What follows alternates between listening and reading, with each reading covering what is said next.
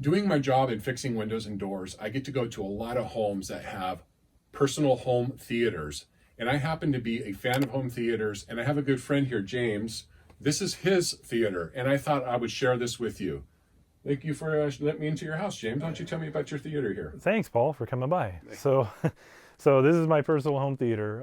The room is 18 feet long by 11 feet wide, 8-foot standard drywall ceiling. And then as you can see, we have the T-bar that was installed, black grid. We're using CertainTeed Cineblack branded tiles for the ceiling. Is that fiberglass or? It is a fiberglass. It's a rigid fiberglass board, kind of like an Owens 703 board, pretty much strictly done for acoustics. Talking about acoustics, I see you got some acoustic panels here on the wall. Why don't you tell us about those? Well, these sound panels, they're 2 foot by 4 foot by 2 inch thick, and they are for first order reflections. They are from a company called Acoustic. They're online, they'll custom make them. You can even get the ones that have artwork on the panels. So the spacing on these looks very purposeful. Is it just to be uniform, or does it serve a purpose? It does serve a purpose. Basically, they're here for first order reflection points. What is that? What does that mean? So as you're sitting in the chair listening to your system, whether it's music, originally built this room for music. You know, for when I listen to music, I want the playback to be right, I want it to sound good. So first order reflection points, you know, you got the speaker and you're sitting in the chair and you'll hear the sound from the speaker, but you're also going to get reflections off of nearby surfaces hitting you. And so the sound panels are going to absorb any of those reflection points from the left, right, or center. So that's why there's 3 of them strategically placed. How did you put the panel there? Why did you choose that spot? How did you do that? How is interesting. There's a very expensive, you can get an acoustician to come in and do the work for you and pay a lot of money, or you can buy a wall mirror and have somebody sit in your primary listening position, slide the wall mirror down the wall, and whenever you see the image of a speaker, that's where your sound panel goes. The laws of, you know, audio reflections will work the same as the visual aspect of it. I see that it looks like there's sound panels behind this wall as well. There is. These are just basically raw Owens Corning 703 fiberglass wrapped in black acoustically transparent material, which you can pick up at Walmart, Joann's, Michael's. Self-adhesive to the back, to the wall with drywall screws, and the whole entire wall is blanketed with those panels. You say you had 8-foot ceilings in here. Rooms that typically have 8-foot ceilings have standing waves. With these paneling, does that help with that? It does, and actually in the corners behind the curtains there are bass traps, and so we have the same ATS acoustic sound panels that are mounted at an angle, along with some other rigid fiberglass placement in behind the curtains, and then that helps absorb but not release the bass back into the room. Tell us about these speakers. What kind of speakers do you have here? This is an older system. These are the Atlantic Technology System 370 THX. It came standard as a 5.1 system, so I augmented the system with 2 more surrounds for the rears, 2 subwoofers from a completely different company. The Atlantic system consists of the left, the center, the right, 2 side surrounds, 2 rear surrounds, and we also have Atlantic Technology's system satellite 1200s for all the overhead speakers. This is quite a huge speaker stand. This thing looks stout. So the center channel stand was actually made for Aerial Acoustics center channel. I believe their C3 model. So it is 2-inch solid steel filled with either lead or, you know, in the hollow portions, or it is just solid steel, but it's about 80, 85 pounds. These subwoofers are gigantic. You have 2 gigantic subwoofers in this small room. Why do you have 2 of them? Basically, linearity of the bass. You know, you have 1, you're going to have a lot of problems with your bass. You have 2, you're going to have, you know, less issues. The system in here is actually separately level adjusting and equalizing each subwoofer separately on the What system. brand are these subwoofers? These are made by Rhythmic Audio. They do servo-driven subwoofers. So these are direct servo, so there is no distortion. They have an insanely powerful 650 watt plate amp on the back with a 1200 watt peak. These things look like they would take a lot of power. How did you take care of that? Unfortunately, we did trip the breaker playing, you know, the opening scene of Iron Man's. You and I came in here probably a couple of years ago, and we actually added some dedicated outlets for the subs. So there's a dedicated 20 amp circuit just for these 2 subwoofers. Tell us, I see you got the screen here. Tell us about this screen. The screen, it's the original screen with the room. You know, they say that you date your screen and you marry your projector, and didn't know what that meant back in the day, but being that this is now my 3rd projector, but yet the same screen that I've had since day 1, now I understand that analogy. This is a daylight 1.0 gain matte white material. It's an 82 inch, kind of small considering the size of the room and the viewing distance. I think this size here fits the room. There's some desires to go to a 92 or even a 96 inch,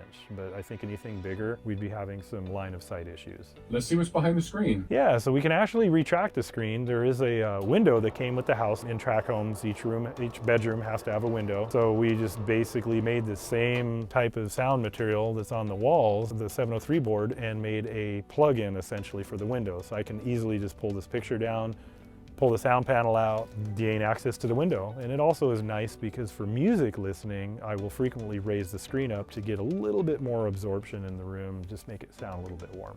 Tell us about your lighting and what did you do for your lighting? These are Insteon plug-in modules with either strands of rope lights, which are behind the front, left and right, or we have 52 feet of rope lighting going around the room. That's controlled by a light switch in the wall that came with the house, fully dimmable. In fact, these are on a 10-second dim up or dim down timer. The rest of them are soft off, soft on. The overhead lighting are just standard track lighting, halogen lights for full dimming capability. We have a blue LED strip light inside the equipment closet area, the media closet, along with a standard 4-foot, what I call the shop light or a work light. Tell us about your seating. So the seating, I actually bought the row of 3 from a local home theater shop that was going out of business, and they were still able to buy or order the 2 that you see here in the front of the room as separate units. And so the 2 in the front were brand new. The 3 joined together in the back, or the sofa if you want to call it that, was bought used from their theater demo room. Look at this projector. This thing looks beautiful. Why don't you tell us about this? So this is the new Sony VPL VW295ES. The reason I selected this, it is one of very few native 4K projectors on the market. It came out about a year or so ago. Beautiful picture. The black levels are great. A lot of people are reading reviews, writing reviews saying that the black levels aren't as good as they should be. I've had no problem with it. It looks great in here. The room is light controlled. It's a white screen, and I think the people that are having issues are running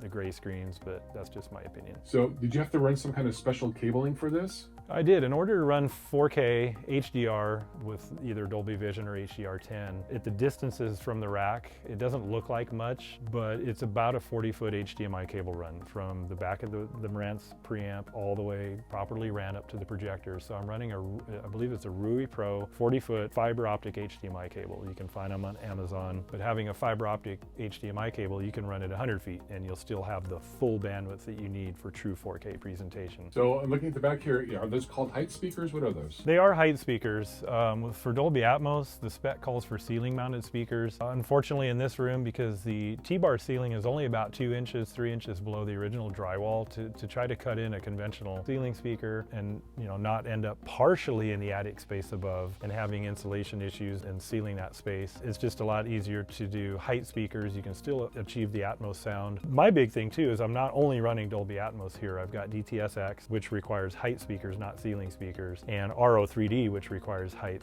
not ceiling speakers. 2 of the 3 leading formats for today are calling for height speakers, and only one of them calls for ceiling. So I'm trying to accomplish the best of both worlds. And back here I also see some floor standing speakers. Tell us about those. Well, this is continuing with the Atlantic Technology system that I originally purchased. These are the dipolar surrounds. The side ones came with the system. The 2 in the rear that look identical, they came later. So this became the 7-channel, the 7.1 or the 7.2. Since I'm running 2 individually controlled subwoofers, it's a 7.2 channel system. The height speakers are their satellite 1200 series, and there's 6 of them in the room, 2 in the rear, 2 on the sides, 2 in the front hidden behind the curtain for the DTS:X, the RO3D. Tell us about this unique looking door. So this is what I've aptly called the magic door. The reason why is basically it's kind of a hidden entrance to the room. The original room was a bedroom, so it had a bedroom door. Then it later had a exterior grade French door for sound reasons. So when I remodeled the house, I figured it's going to be really cool to have kind of a hidden doorway into the room. I've always wanted that kind of an entrance to something in my house. Tell us about this plaque on your wall. This plaque was essentially printed out several years ago. I submitted an article to, at the time it was Home Theater Magazine, and then their online counterpart called Audio Video Home and Audio Video Interiors. And so I submitted an article because they featured Reader home theaters. I got to write an article about the room. It's a little dated and it's still around if you search for it, but it's really on print. But it's still cool to have your home theater in the magazine. Exactly, yeah. It's kind of neat to see where it was in 2000 2009 and where it is now. So tell us about this monitor here. Is this just a TV on your wall? It is. It's basically a Vizio 24-inch TV that I bought mounted up here, and it's generally just used as a service monitor for the system. So one of the things I like to do is, without having to turn on a projector, I can get into, for example, the settings in my universal disc player. I can also get into some of the settings on my Marantz processor, tweak things like the Odyssey settings, the sound settings, the video settings, basically any aspect of the system. To avoid wear and tear on your bulb and your projector. What is this white box above this TV? So this is a Mitsubishi mini split air conditioner / it actually does heating as well. Really, when people come over for movie night, I have the room filled with friends, family, guests, their kids or whatever. The room does heat up pretty quick with running dual 7-channel power amplifiers for all the speakers in the room and the subs with their amplifiers, the projector. This room really needed to be on its own zone for air conditioning. So we're here at the back of the room. This looks like an ordinary closet. Started off that way, added a 20 amp dedicated quad power outlet up above the rack, kind of hidden out of view, along with coax outlets for the DirecTV service, along with Ethernet for networking. So that provides, power to the Furman power conditioner and ultimately all the equipment on the rack. And what I'm running here is the Furman. It's the Elite Series, the 20 PFI. What's really nice about these Furman units, the Elite Series has a capacitor for storing power inside of the unit for those amplifier peaks. There is within the Furman unit, but that capacitor is just strictly for those amplifier outlets. So what's on the next shelf here?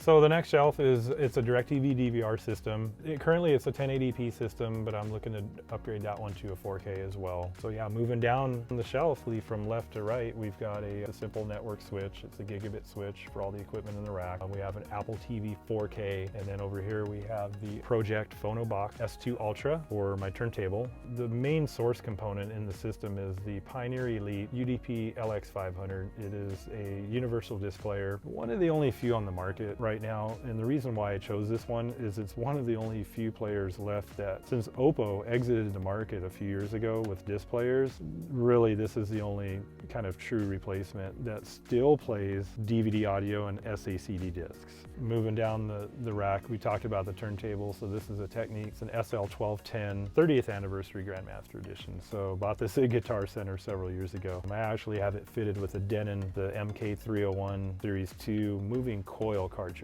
That's why I had to use this separate phono preamp since it's moving coil. So moving down on the rack tour, got the Marantz AV8805. The top end pre-pro from their lineup, made at their reference factory in Japan. Pretty much no holds barred, whatever the saying is. 15.2 channel preamp processors. It's really the powerhouse, the center of the room. It's got the Denon Marantz HEOS, so I can do streaming from all the services like Pandora, my music server upstairs, Sirius XM subscription, the whole 9 yards, any other music service. Due to the rack being in the closet, there can be problems with heat. I always recommend for receivers, especially because these shelves are so tightly grouped because of the amount of equipment, there's really nowhere for the air to flow. So on top of both power amplifiers and the Marantz unit, I've got the AC Infinity, the T9 or the T8. It's the rear-facing fans, thermostatically controlled. Moving down the rack, we discussed the multi-channel amplifiers earlier. So we're actually running two NAD M25 7-channel amplifiers. So each channel is 160 watt. The manufacturer rates it at greater than 160 watts. And I think the distortion is